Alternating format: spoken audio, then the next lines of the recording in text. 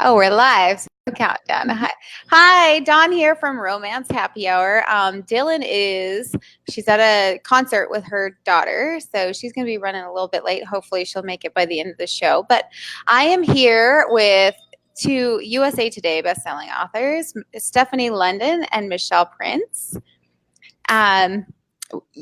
Let's see. I'll start off by saying I finally got my revisions done. And now I'm about to start on book 3 in my Montana Girl series. And hopefully that will go a lot faster. It's set to be released in a box set, I believe, March or April of next year. But Stefanie, what are you working on? I'm actually knee-deep in revisions at the moment. Yes. I'm on the third book in my Close Quarters series. So this is the first book, and I'm on to book 3 already because Harlequin likes to work very far in advance. Oh, yeah. Yeah, so that is keeping me busy, and I'm also writing a Christmas novella for next year, so it's perfect timing. Yay. And you know what? Dylann just came. There she is, and she's festive. I love the glasses. Oh, thank you. I think I'm going to have to take them off because they're driving me crazy. Do they light up? No, they don't. They don't light up. Oh, that would be way cool. Sorry, I'm late. Yeah, it's okay. You're only about 1 minute late, so if I would have procrastinated, you would have been just on time. Well, if my son would not have pitched a fit because he didn't have the right jersey at basketball practice tonight, I would have been on time. Hey, that could be a running violation. So yeah, well, it's just practice. Michelle knows these things. And it still can be a running violation. He just didn't want to run extra. I know. Oh, Yeah. Dylann, since I'm hosting here real quick, can you check into this?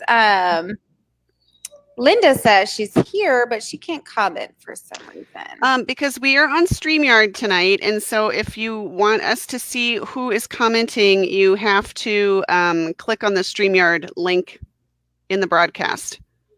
Okay. Because otherwise they won't show us. There she is. There she is. Okay. Yeah. Hi, Linda. Okay, Linda. We have Stefanie. You live in? Yes, in Toronto.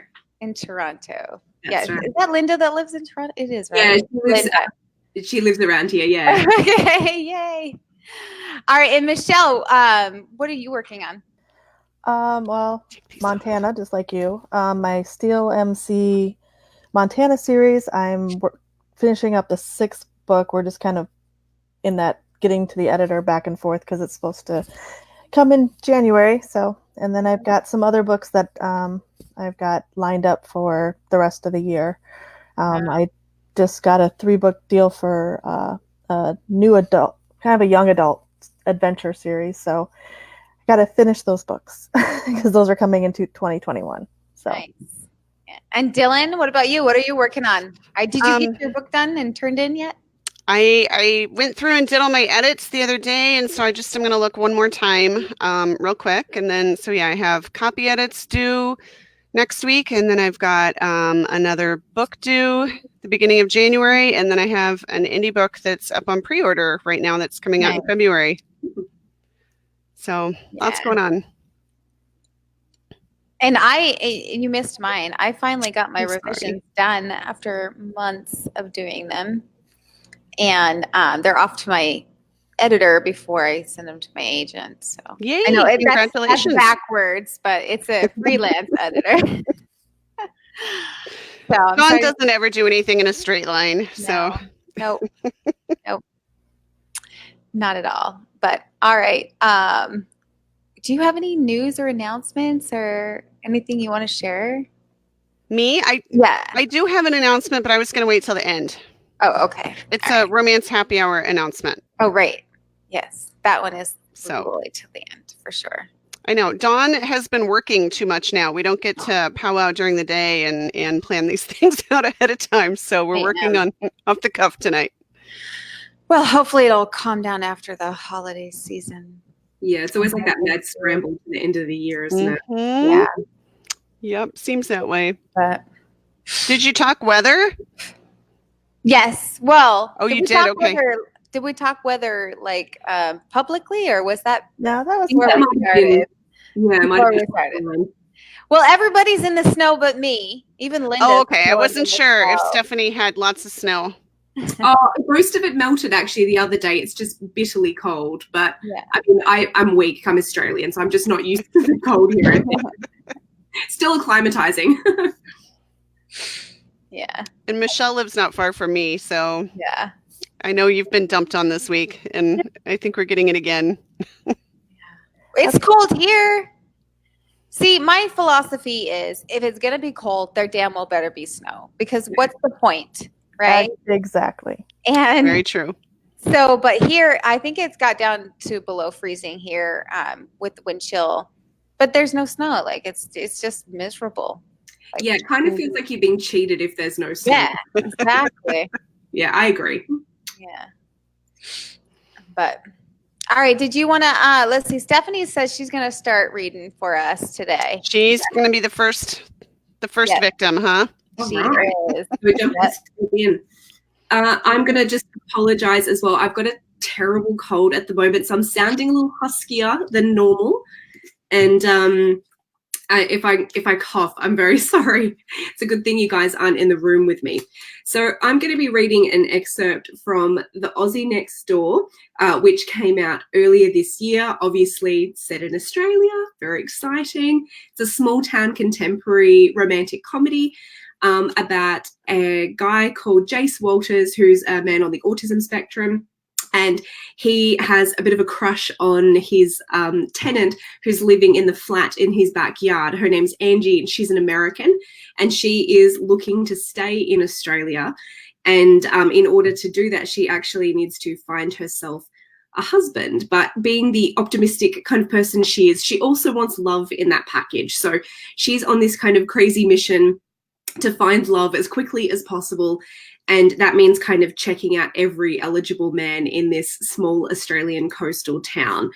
And Jace is having some feelings about Angie's approach. So I'm going to be reading a little bit of a section where he kind of stumbles across her, checking out some of the men in the town.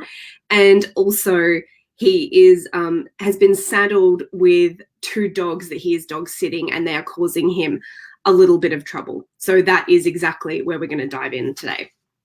So it turned out that Truffle had a problem, a humping problem.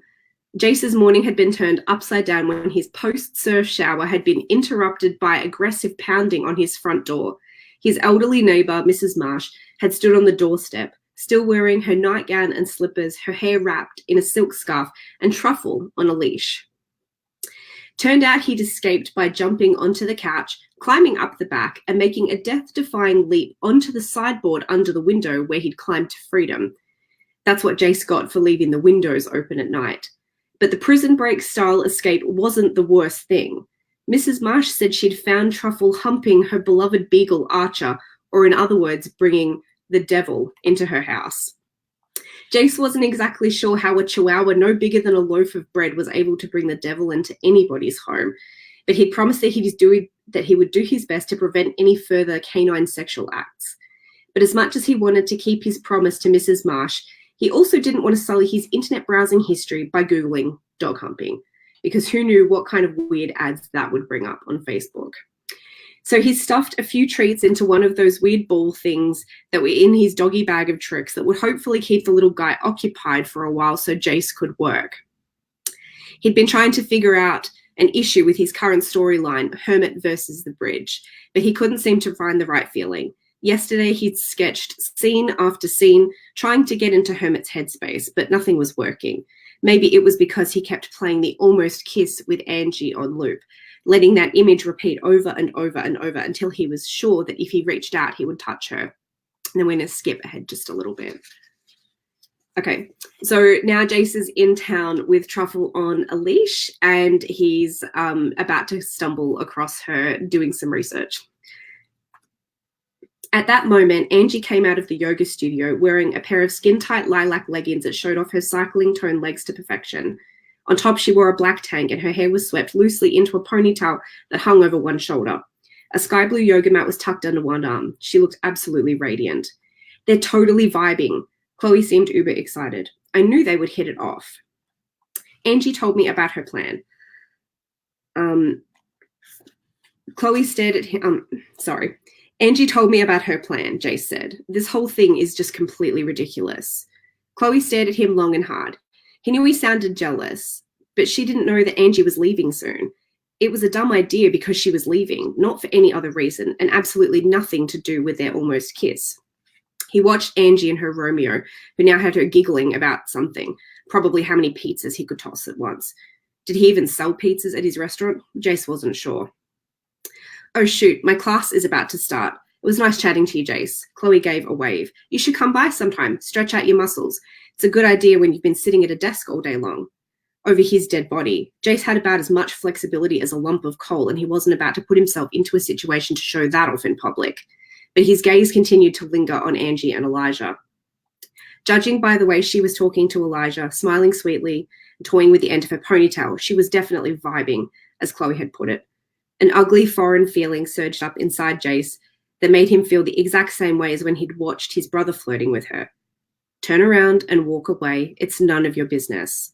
But before Jace could fully think through the consequences of his actions, he was crossing the road with Truffle leading the way.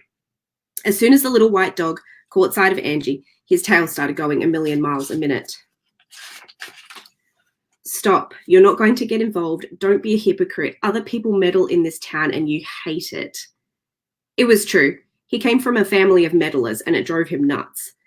But maybe there was some meddling-specific chromosome that had been passed on from his parents without his knowledge, remaining dormant all this time and looking for the right opportunity to strike.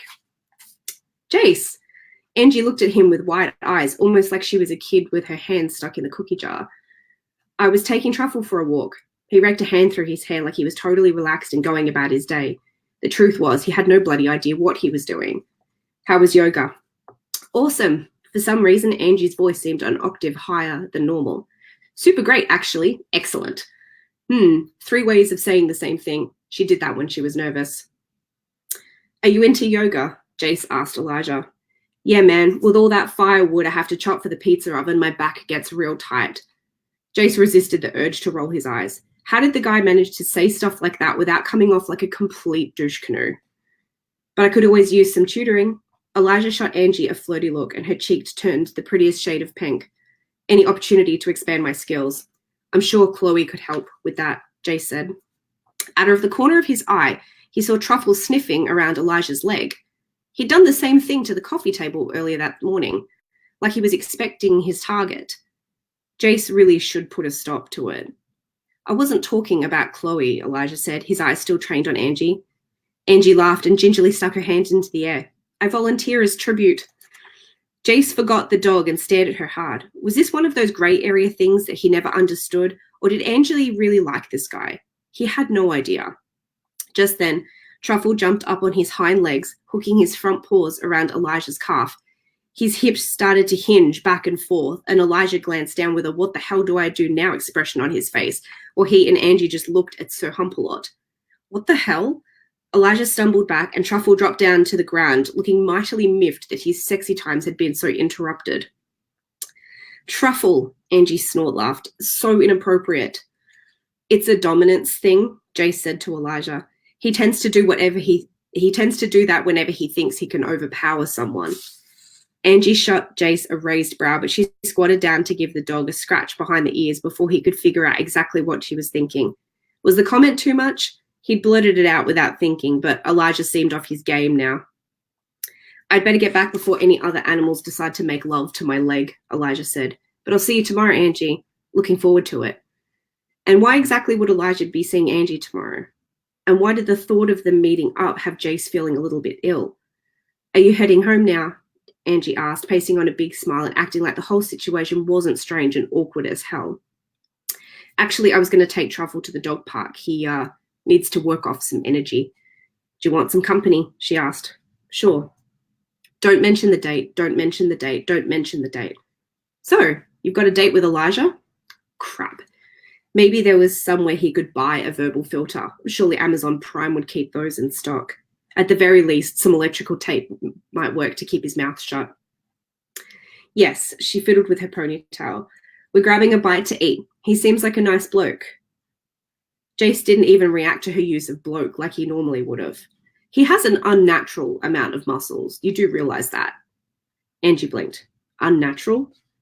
It means he spends too much time at the gym, Jace explained, trying to dig himself out of the verbal hole.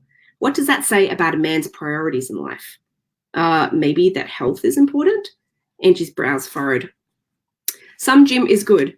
Too much gym is bad, Jace said. Dude, that literally made no sense at all.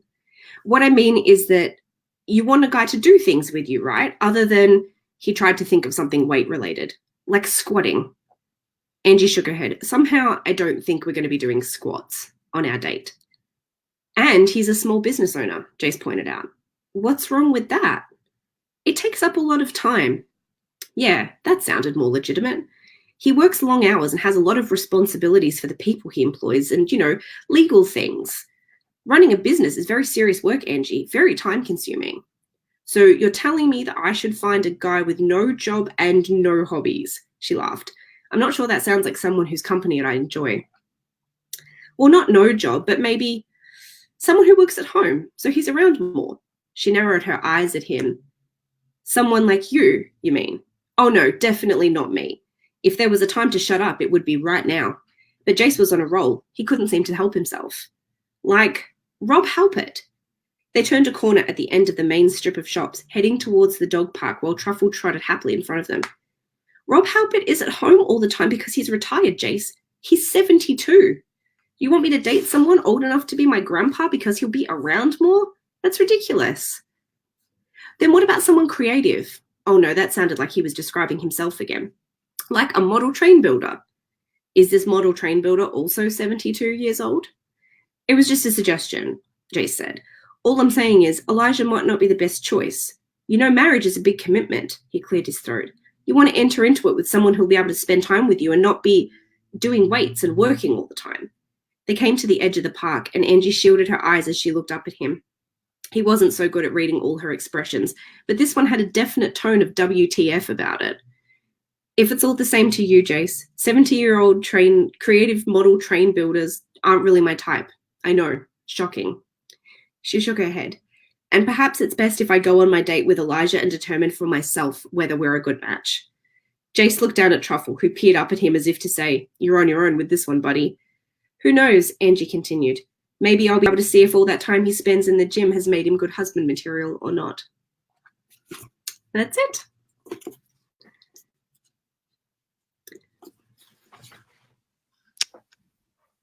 Goodness all up here we all come. Here we are. Oh, that was funny. I could see Dawn laughing. I was busting up. I want to say, Catherine, I agree. Catherine, she typed in douche canoe, and I'm back here going, douche canoe! Oh, that was very, very enjoyable. Yeah. Thank you very much. That was good. Do we have any comment or questions? I did not see any questions yet, beyond people just saying that they love to hear you read. Oh, yes. I am super husky. I promise. I don't normally sound. I didn't think you sounded super husky. I thought you sounded great. You don't, but if you're curious or if you need it, we did post a hot toddy in our recipes drinks this week. I think after I don't have to read aloud, there'll be some scotch or something going into this. Dylan, I was telling them earlier, I was going to do, and I'm going to say Linda's probably going to know what I'm talking about here. I was going to do a moose milk drink this week. Apparently that's a Canadian thing, right, Linda? And, but my mom got the recipe from her Canadian friends, and she's like, you got to do this drink on Romance Happy Hour. And they really wanted to, but we didn't get I was like crazy busy at work, and I sent my husband to the store, and I didn't give him good enough directions. So I'm like, just get some whiskey and we'll figure it out from there. Were they out of moose milk? No, moose milk is like ice cream, like, right, Linda? Like ice cream and bourbon, and is it they hadn't milked the moose? Yeah, they have to milk the moose.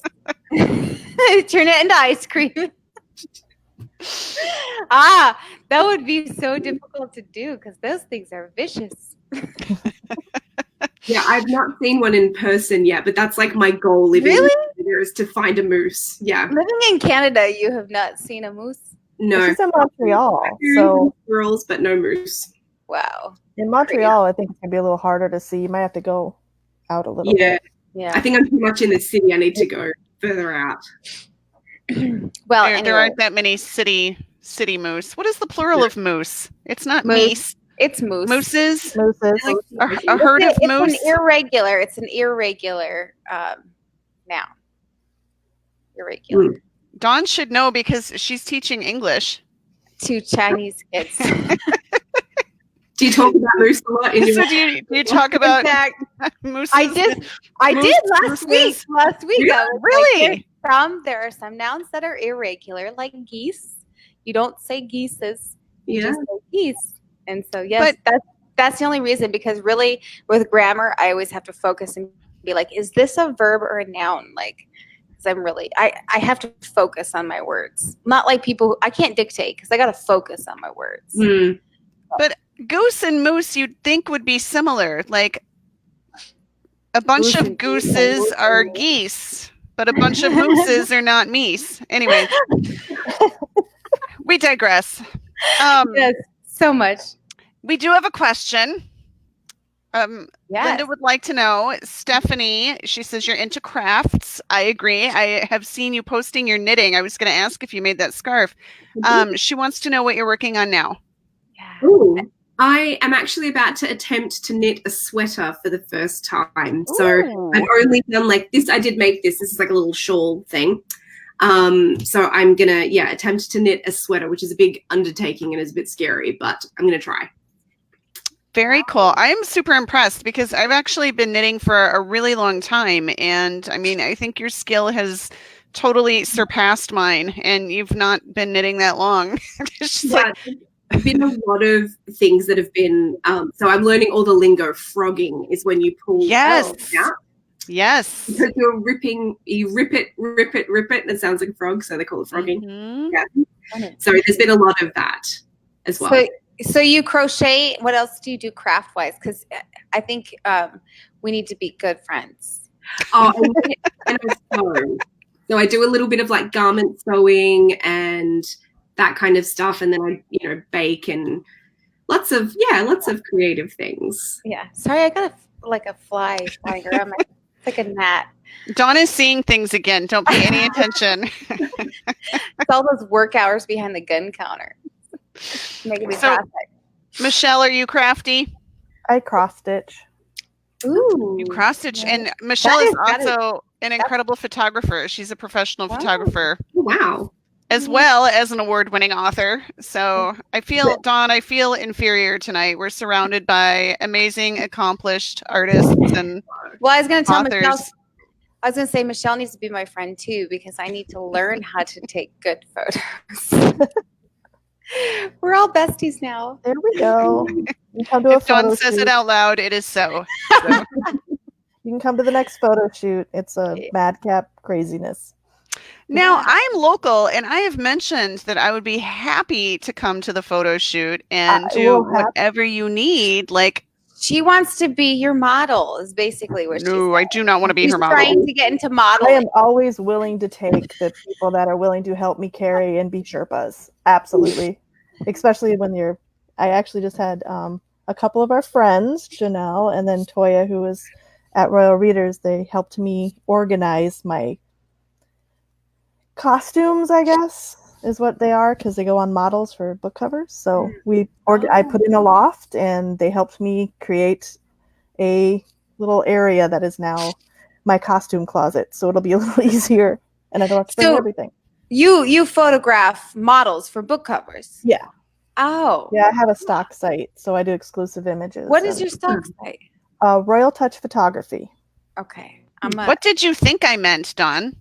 Well, I thought she just did photography. I don't know. Like my uncle does like wildlife photography. Yeah, see, I'm one of those people, like, I can see this absolutely beautiful landscape and it'll turn out horribly, but if I stick my son in there or a human being in there, the picture is beautiful. I got the sunset, but I have to have that person. I don't know why. That's Very cool. weird. Yeah, that's cool. All right, you need to drop the link on our page, or at least in my inbox, Okay. in my messages. So I can go stalk your site because that's way cool. Yes. Oh, we have another Linda. question. Book signings for next year. Yeah. Any book signings coming up in 2020? Got 4, I think. There's a Lexington book bash I'm doing in March, and then I'm going to Kentucky, yeah. And then I'm going to interracial author experience, which is down in Daytona. Ooh. In late April. So, when we get that last blast of snow, I go down to Florida. And then I'm going to Deadwood this year in June, and Writers on the River, which is in Peoria, in July, and then Royal Readers I'm hosting at Mall of America.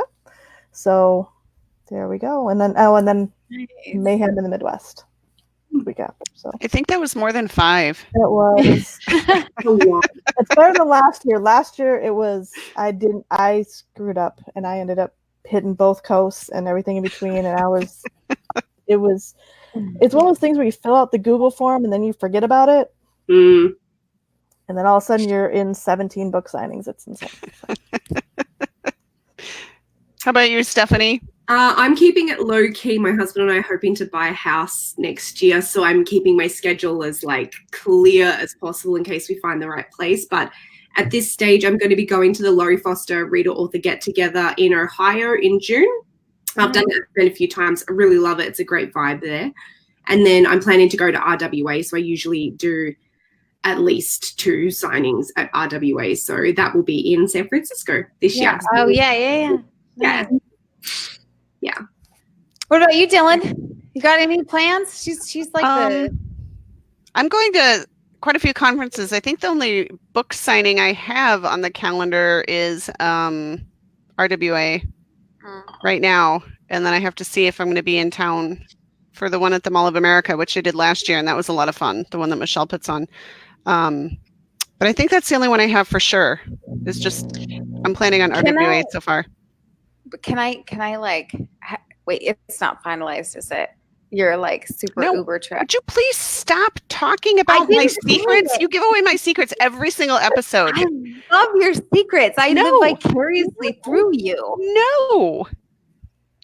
All right. We need to get Dawn a what was it? A piece of electrical tape? Yeah. Well, I have electrical tape. Stop spelling my secrets.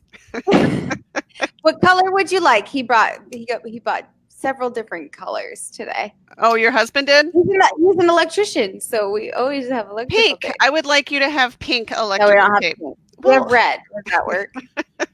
Whatever works. Okay. So, right, we're going to let Michel read next. We don't have any other questions yet, but I'm sure we'll get plenty up there now that we've had so many different conversations about wildlife and arts and crafts and book sightings. Yeah. All right, Michel. Okay, so sorry about that little thing. I'm grabbing my proof copy for The Rotation, which is new from Satin Romance. And it's a new adult, I guess would be what it's called. And it's about Katie. And it's one of the few books that I actually wrote in first person. Usually when I write young or new adult, I tend to write in first person. When I write adult, I tend to write in third person. And Katie it's called The Rotation because Katie has a rotation of men, because she doesn't want to get attached, because she's got plans, she's got goals, she's going to be a doctor. And actually the part I'm reading, I don't think has her dad's voice in it, where he's sitting here telling her that, it's not important. He's a doctor. He's had his rotation of people too. She has a very mixed family. He's had 3 or 4 wives. She's got siblings from each one. It's this whole thing. And for her, attaching is a really, really hard thing. She doesn't want to do it. And so here's kind of where she kind of gets caught, because she does have a lot of different guys, but she's got rules.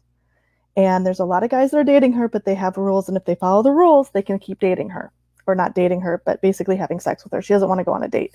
That's getting attached. And the problem is, the tagline for this is, she made the rules, but he knows how to play the game. And that's because she meets Tuck, which she actually literally runs into him in the hallway. And it's somebody she's kind of been watching, but she wasn't sure if she could trust him and if she could put him into her rotation. So here's kind of her when she's in the cafeteria, and this is all set in college. So, and as we know, cafeterias are a busy place. So, all right. The cafeteria for the campus was located in the student union. The large spiral staircase led to an open sitting area where all gathered until the doors opened. I found a 2-seat hard couch I heard was made by inmates at the state prison 3 towns over. They weren't stylish, comfortable, or even normal size. The fabric itched and the steel frames were great for posture, but not when I was tired from lack of sleep. With the last 5 minutes until the door opened, I snatched my history book to review the 2 chapters that had been assigned, then pulled out a swizzle stick from my front pocket and began twisting it around my finger as I read. A hand slid across my shoulders, causing me to glance up. Tuck stood above me with a strange look on his face. He sat in the chair next to me and leaned in. I thought you would have showered. I did shower, I snipped, then pulled on my shirt and sniffed. The smell of formaldehyde was still stuck in my nose. Try again. Do you think that I care what you think? Twisting the swizzle stick tighter, turned my finger a dark purple before I released and let the blood rush back into the digit. Yes. Damn, he was right. I'm looking out for you. I'd hate for you to lose out on a great guy because you smell like death.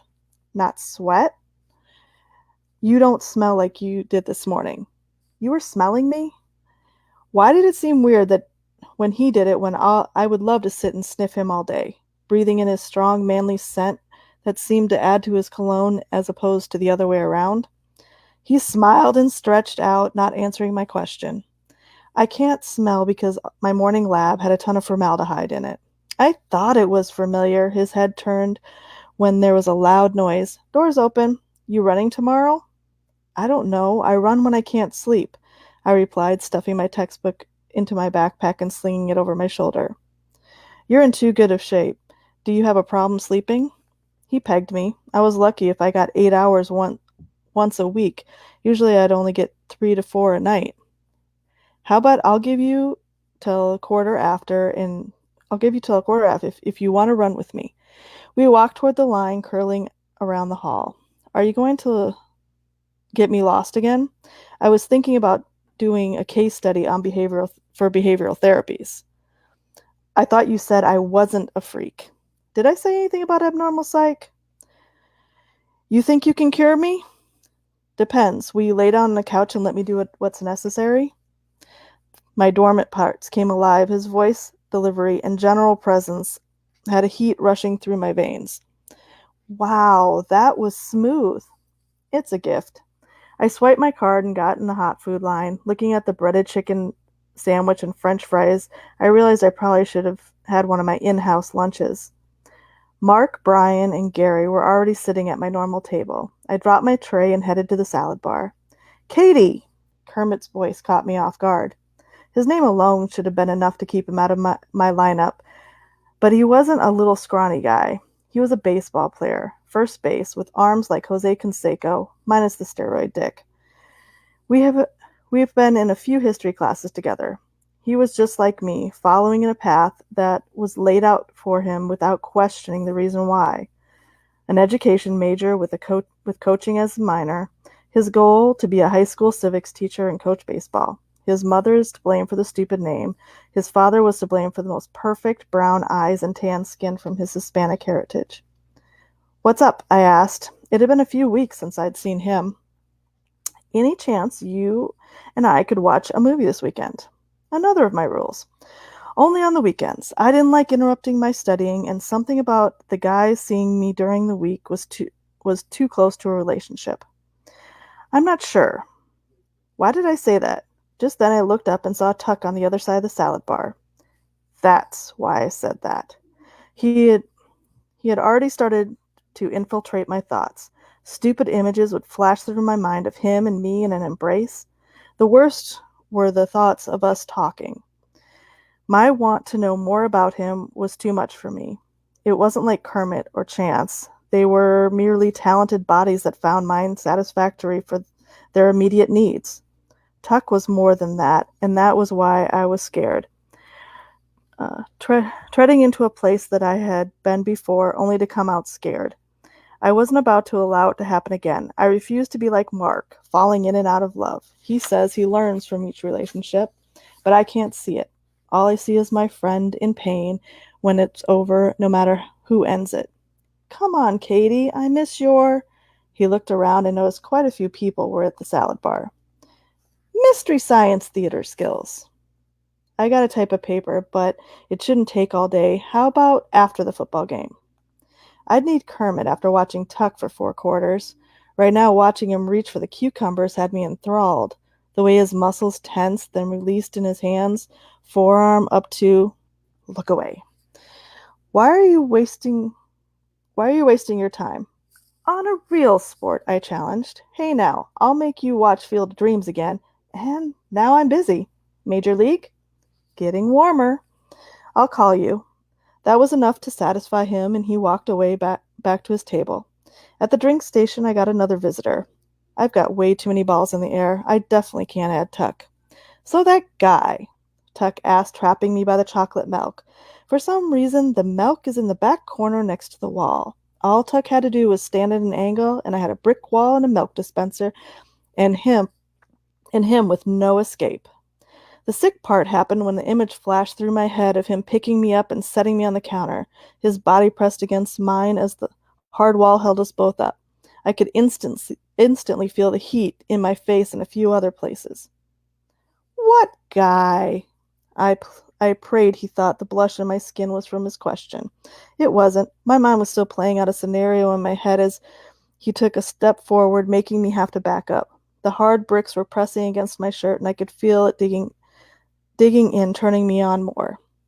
The one at your table that likes to hunt you. Phew, he meant Mark. Mark! That killed my sexual fantasies in my head. Boyfriend? No, lackey. I keep him around to make me feel smart. So you and him aren't. His fingers wiggled back and forth. Into sign language? Together. He was the first of my failures. Alas, I have not gotten over him. When did you go out? 7th grade. 12 was a hard year for me. Scarring, to say the least. That's good. I'd worry about you with a guy who'd leave you in the company of a half-naked, strange man. Mark knows better than to get between me and a half-naked man, or half-naked man and me, I thought. He would be a bit of a pussy, wouldn't he? To say the least. Can I go now? I stepped to the side only to have Tuck put his arm up, locking me in. Sorry, I didn't mean to hold you back. His eyes were amazing, and he had trapped me completely. I bit at my lips to stop the tingling sensation that had started getting out of control from the second he stepped closer. His lips were amazing, full but not large, dark but with a hint of red underneath when he pressed them together. My crappy sandwich is getting cold. I'd hate to keep you from food poisoning. He dropped his arm and I slid past him. Thank you. What about the other guy? He asked, causing me to stop in my tracks. I turned and smiled at him. What other guy? He leaned in close and whispered in my ear. The guy you're sleeping with in the salad bar line. A chill shot through me. Recover, recover, recover? Did I have sex while I was getting my apple slices? Happens every time. That's it. I'm switching to cottage cheese. I walked away, feeling that I had hopefully eluded the situation. Damn Kermit. I should have run him over like the toad he is.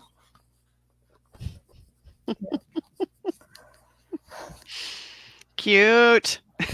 Yeah, she's very big control freak. So that was a good place to leave us. Yes. So we do have a few questions for you, Michelle. One of them was, what was your inspiration for writing that book? So Deanna sounds interesting. What was your inspiration? Okay, this is a bad one because actually this is probably the closest thing to my actual relationship that I ever had. It's kind of because basically they both stopped sleeping with other people and realized that they're only together.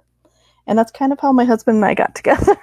We're like, wait, did we start dating? And it was like 3 months later, It's one of those things. So, but I'm not quite as controlling as Katie is. So I kind of twisted a little bit more. She's got a lot more family issues. She's got a very controlling father and some step brothers and step sister issues, or half brothers, I guess they would be half brothers issues. And yes, and they all have to deal with the controlling father. So the fact she's not choosing to go to, or she's supposed to go to medical school is just what every single one does in her family. And there is no exception. You'll lose everything if you don't. So. Let me see. I think there was another one. From serious question to Karen's question of the night. If you won the lottery, what would you buy first? Me? Both of you. Might just pay off everything and quit my day job. That would be my thing right there. Sorry, I'm not as exciting. I don't know, maybe a trip. Where would you go? My ideal place to disappear to would be, I want to go to Bora Bora and those huts. Oh, good choice. Of course, since Stefanie's here, I watched that movie and they were talking about there's some ice cream in Australia that I'm really tempted to go, so I might have to go there. Like some honeycomb, the natural ice cream of it. Yes. It's really good. Yeah. What is that? It's like a vanilla ice cream with like pieces of honeycomb and like a honey syrupy kind of thing, like mixed through. So like think choc chip, but instead of chocolate, honeycomb. Yum. If it was in like a Netflix, the one where the girl goes to the inn. Oh, is Falling in Love? Yes, they had it there, and like I was doing a watch party with my reader group, and we were all commenting as we were watching, and we were all trying to figure out where's this ice cream. We need to get it over here. Yeah, it's so good. I know there's like random little things like that, like flavors that I think, oh, everybody has that, but then when you live overseas, you're like, no, they don't. What do you miss most, Stephanie? Food wise? Yeah, or just in general. What are some of the things that you've noticed that you obviously I miss my family more than anything. Right. But yeah, food wise, we have Australian licorice is the best in the world. The licorice here is just like doesn't even compare, and I'm a big like black licorice person. Ooh. So that I really miss. And I find the coffee, I know I say that all the time, I'm such a broken record, but the coffee in Melbourne, the city where I'm from, is like world-class coffee. And I find here it's sort of like you have to know exactly where to go to get a good coffee. You can't just walk into any cafe. But yeah, they're the two things. So you're kind of a coffee and a licorice snob. A little bit, yeah. Yeah. How about Australian licorice? Like, or is that not really the real Australian licorice that they sell here? Sorry, say that again. It's like an Australian licorice that they sell here, like Wallabies or something like that. It's like no, that's not. Well, so I'm learning. That's what I'm saying. Is it not real? The real stuff? That they like slap a kangaroo on something and say, "Oh, it's Australian." I was like, "I've never seen that thing." Oh, perfect. Yeah, and it's like the pub they have over here, Outback Steakhouse. That's my thing. Yeah, an onion, not a thing. No awesome blossoms, really? I'd never heard of one till I came over here. Yeah, sorry. Break the Dawn is spilling over there. I'm sitting here listening to you. I mean, I sucked my wine into my lungs, so listening to you talk about the blooming onions and Stefanie is totally killing Australia for us. I know. Yeah, what the heck? I know. No, I've always been interested in going to Australia, but I'm a little intimidated too because of the giant spiders and the giant snakes. Yeah, so everyone says that. Like I hear that all the time, and it's like I totally understand it, but also like if you go to Melbourne or Sydney, there's not like giant spiders just like trundling down the street. Maybe they don't like come into the city and attack you in your home. They're just like riding the tram on their way to work.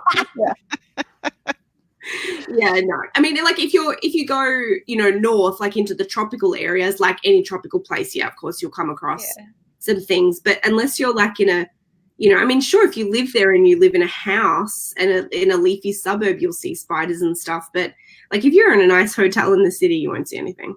Okay, good to know. It's perfectly safe, I promise.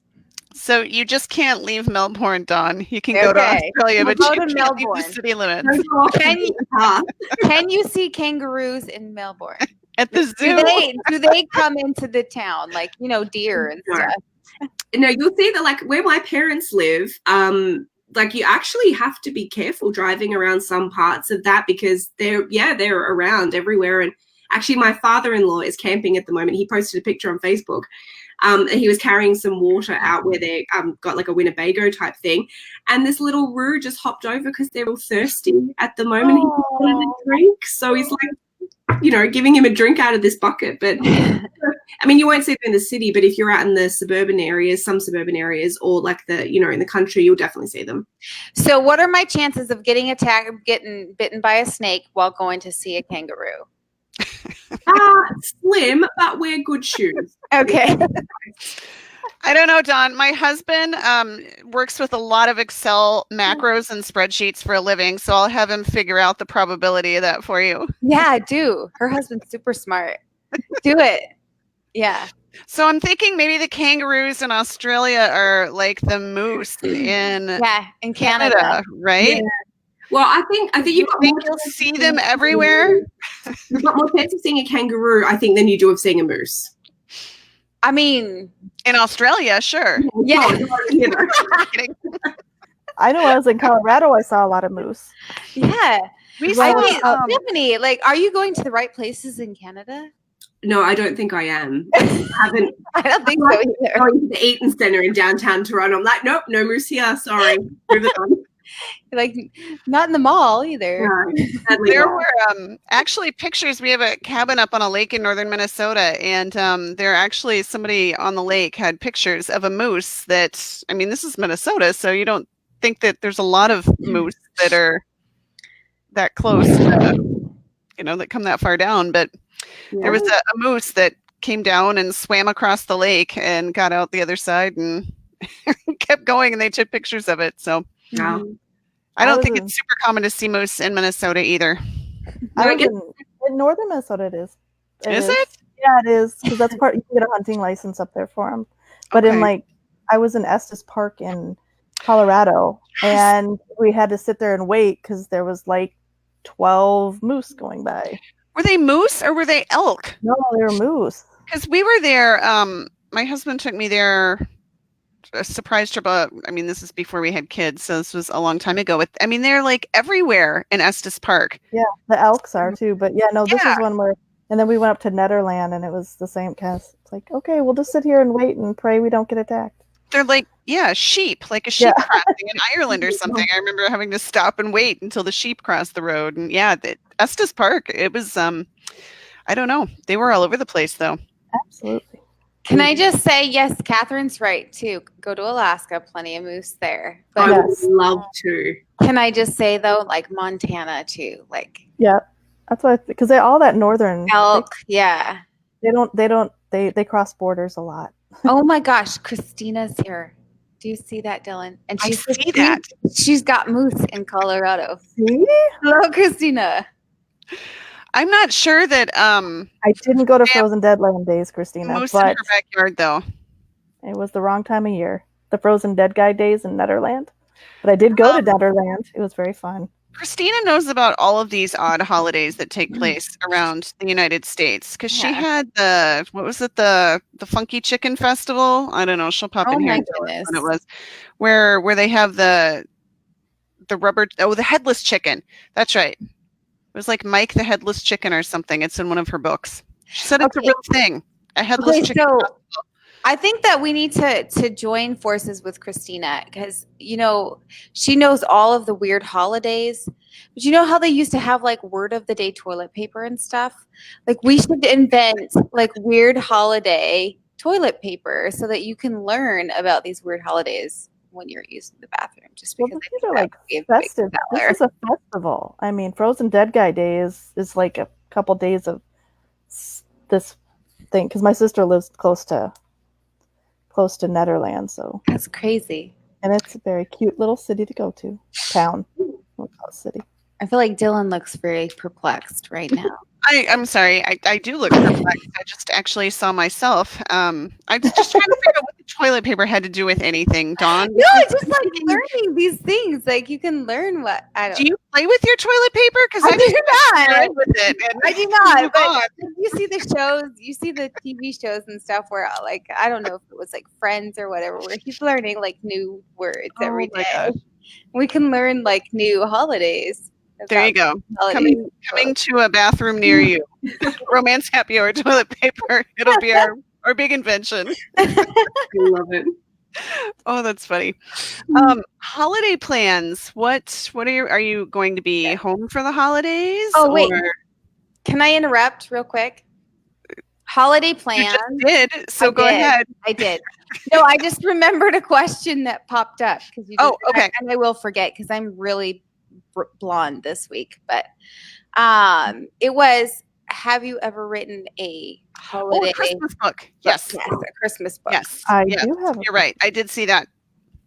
I do have one. It's called Unwrapping a Marriage, and it follows a couple. I wrote it with Rihanna Mallory, and it follows a couple that are getting ready to divorce, but they're trying to keep it through the holidays, and they kind of get trapped together by the family who figures out what's going on, and they kind of unwrap their marriage to see where it went wrong and decide whether or not they want to stay together or not.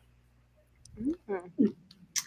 And I have one called Millionaire Under the Mistletoe, which is about a woman whose grandfather, who's her sort of like closest relative, passes away and leaves her an estate in the English countryside. She's an Australian girl, and part of the condition of her selling the estate is that she has to live in it for a month before she can sell it, so she can appreciate the value and the history and all of that sort of stuff. And so she basically gets trapped in this giant English countryside estate with the boy that was her mistletoe kiss when she was 16 years old. And they're kind of, when, you know, it was like a missed opportunity sort of thing. So yeah, sexy and fun and a little bit sad to actually wrote it after my own grandfather passed away. So there's definitely some deeper undertones under there as well. Oh, but it sounds really good. Yeah, it's romantic. Kind of sounds Jane Austen-esque. Like just yeah. I've always been fascinated by those like old, really, really old buildings that like used to have just a family in it, but now you could fit like 20 families in there. Yeah. Yes. Well, and I've got Cowboy Christmas Jubilee. Mm-hmm. So that is a frolicking good holiday book set in Texas. So yeah. I've got two. One is not out anymore. It used to be, but I have to get it released again. My first, but they're short stories. So Christmas Lily is a Coast Guard book. For those of you who don't know, it was my first one, and it was in 2014 that I think it was released. And then I Heard the Bells. That was my second book ever, or short story, I should say. And it's a historical about a lighthouse book, historical lighthouse. And I have to re-release that.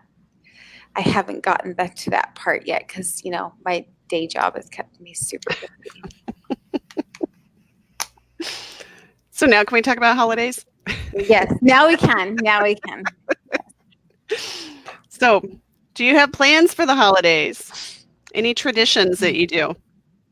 We don't have any family here, so holidays are actually kind of quiet for us. We're supposed to be going around to some, so I have a friend who's a Kiwi, New Zealander, that is here in Canada, and they're supposed to be hosting, but she's about to be induced to have a baby. And she still wants to host Christmas, and I'm like, I don't think this is going to happen somehow. So we'll see. I don't even know where I'm going to be this year. That's funny. Yeah. I'll be home. Our tradition is the very first apartment my husband and I had was above a Hallmark store, just so dangerous. Oh, wow. And we had a really crappy little tree, and I couldn't get a really nice tree skirt, so I got this cheap little $4 one from Walmart. But we went downstairs and we to the Hallmark store and we got a mini Christmas tree ornament. So we always get one mini one and we sew it on our Christmas tree skirt.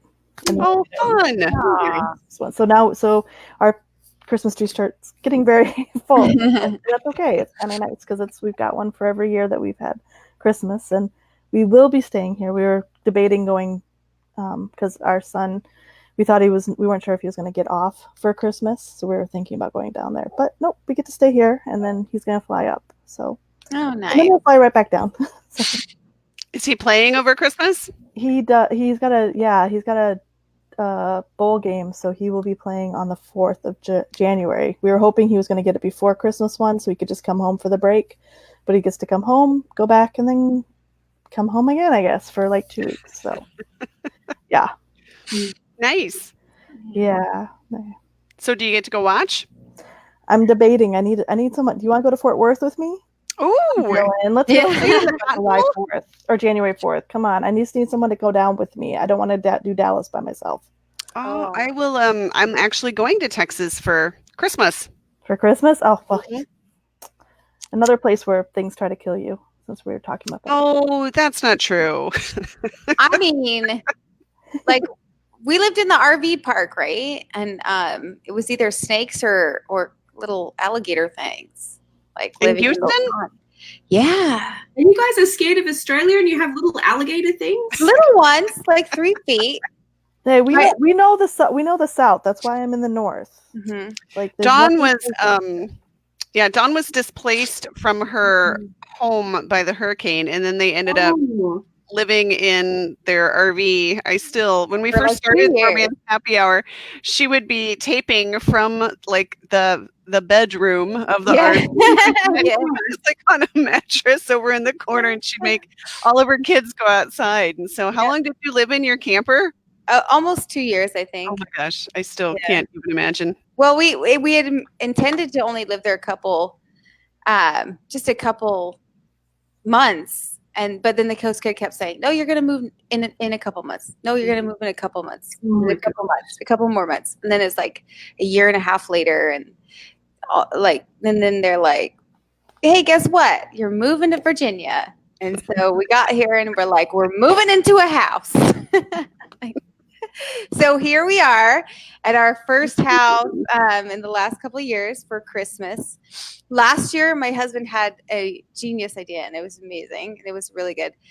That even though we were in the RV, we moved the day after Christmas. Like we left Texas the day after Christmas, but he had reserved us a hotel suite for Christmas. So we brought everything, all of our decorations and our tree and everything into the hotel suite. So we actually got to have like a sit-down hotel suite Christmas last year. And it was a lot of fun. And my mother-in-law was there, and we just had a blast. But this year we have the house and a big giant dog. So we've quarantined half the house so that it's the Christmas room, we call it. And then the dog can't get there because she likes to eat everything she can look at. And so most of our traditions revolve around food. We've discovered that. Talking yesterday, my son actually had to do a homework, like, what's your traditions? And we were just like, I don't know. I mean, food. Like, we have this on Christmas Eve. We have that. But yeah, no, we have a lot of fun. I got Christmas Eve and Christmas Day off of work. So I'm very excited about that. Yeah, 2 days in a row. I'm like, wow. Gosh, was that me? Feature. Is that me talking? I'm so sorry. Can you hear that? Okay. Nope. My computer started talking to me. I wasn't sure if you could hear it. So we have a tradition that we started, I think it was the year we got married. I gave my husband this box and then I wrote a little poem and I put something in it. It was, so then we take turns. So every year one of us has to put something in the box from the past year that happened. And so we've had all kinds of things that go in the box now. And I'm going to have to figure out, that reminds me, I have to figure out if it's my turn or his turn. We always lose track. He keeps track better than I do. I always have to go look in the box and see, like, what was last year's thing? Was that mine or his? But he's gotten pretty creative. So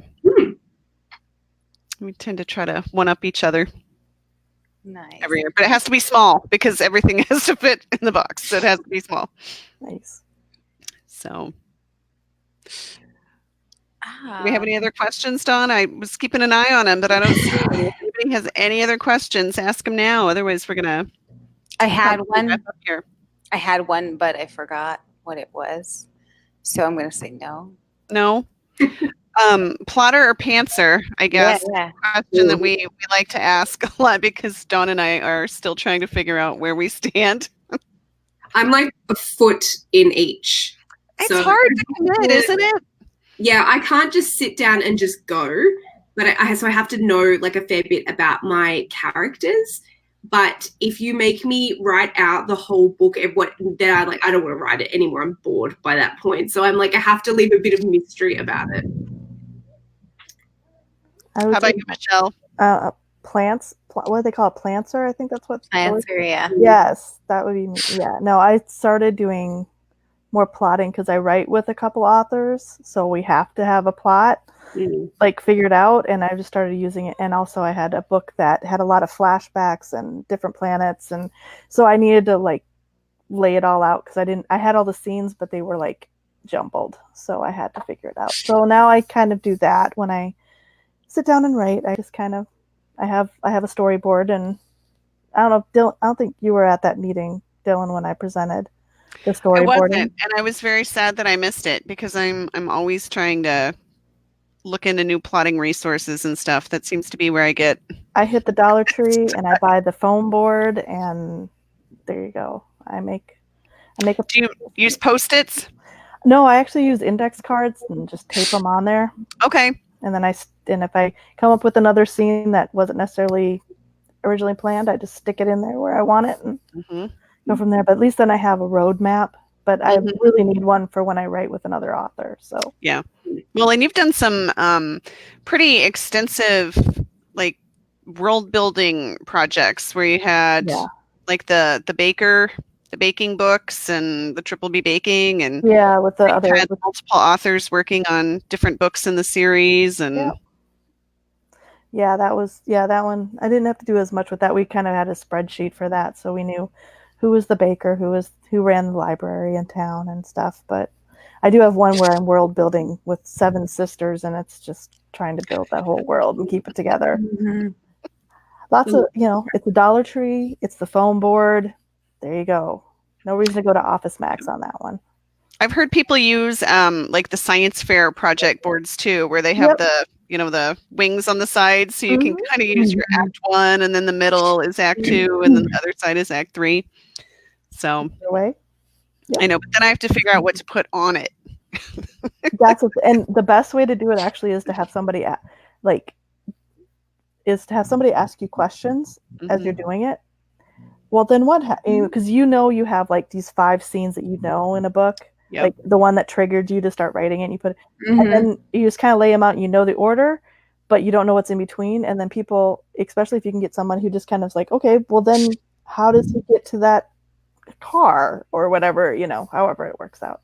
So that's the best thing to do is if you can get somebody else to kind of just ask you questions. All of a sudden, your index cards are all full, and even if you just put one word on it, it's enough to trigger you to do the whole scene. So nice. That's the way I do it. So if you want to, come over, I'll let you take the coconut oil and make the guys all shiny for the modeling, and then we'll go and we'll plot. There you go. Sounds like a fair exchange. I know. Yeah. Right. I'm wondering what Michelle's getting out of this, because it sounds like it's all about me at that point, but I'll be more than happy. More than happy to help. You met Lance. He was nice. He can be oiled up, and you've met a couple of my models. So I have. Yeah. She's got some very nice models. And they're very, some of them came and talked. Michelle and I are in the same local chapter. So you had a couple of your models come and talk to our chapter. And who did we have on that was talking about models, Dawn? that they went to a photo shoot and they said it was amazing because most people think, like, oh, to be a model, all you have to do is stand there and look pretty. But, they said, they would say, like, give me more of this. And the person would just, the look would completely change based on the expressions and all that. It's like, yeah, that is hard stuff. Yeah. I mean, it's not just standing there and looking at the camera. You've got to put a lot into it. Yeah, So, especially because we had Sammy and Jake, and I was just like, snap, and they do exactly, they fall into it immediately without even, yeah, you don't have to do anything. You just say, Sammy, Jake, you love each other now. Okay, now you hate each other. Don't give them the eyes. Okay. I'm gonna have to look at your models. I'm gonna look at Dawn your is not page. with us anymore. She's surfing the internet, looking at pictures. Well, if she goes to the first page, I got one stripping on a video at the very Oh. beginning, so she'll be gone for a little bit. Well, I did put the link in the comments, so maybe that's why people are signing off now. Just kidding. No, I'm just curious. Like, I'm curious about your whole, like, everything you do now. Yeah. You've got a new cyber stalker. That is Right there okay. in Dawn. Talk away. Tell me which one you want me to do what, and I'll get them to do it. They're pretty good about it. Do you do a lot of historical? I don't do a lot of historical, but I'm doing more. I did a whole shoot that was set in a mansion, but it was all like 40s, 50s, and 60s, 40s and 50s military. Uh-huh. I haven't done too much older, although I do have a few like guys in kilts, and I have like some Highlander stuff. But yeah. The women's dresses are hard and expensive, so that's the hard part with that. Yeah. Well, and people know, they can tell if you're renting a Regency and that's not a Regency dress. People can tell. I can't tell, but other people can. So there's a local theater I can rent from, but that's also a lot of commitment involved with that. Yeah, that would be. But yeah, if you want like World War II stuff, I did a whole bunch of that. Some models and fun. Yeah. So not to be a meanie here, but it's 10:06. I told you it would go super fast. It's so quick. And Dylann has a big announcement, right? I do have an announcement. We haven't hinted at this before at all, have we? This is like brand new. Okay. So for Romance Happy Hour, because we have the best viewers and listeners, we decided to do a little holiday goodie for you guys, and we have asked some of our past guests to send in a recipe, an appetizer, or a dessert, and we've got all of our drink recipes that we've done over the past year, and we are going to put those into a little cookbook for you, a Romance Happy Hour cookbook.